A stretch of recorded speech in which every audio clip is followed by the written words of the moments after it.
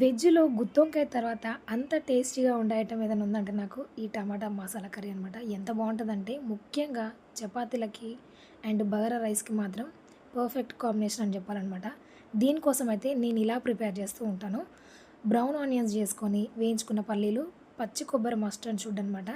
And వేయించుకున్న ఉల్లిపాయలు, పచ్చి వెల్లుల్లి, ఉప్పు, కారం, పసుపు, ధనియా పొడి వీలైనంత మెత్తగా పేస్ట్ చేసుకోవాలి. ఇంకొక గిన్నెలో నూనె వేడి చేసి జీలకర్ర, ఆవాలు, పసుపు, ఇంగువ వేసి కట్ చేసుకున్న టమాటాలు వేసి మూత పెట్టి మగ్గించుకోవాలి.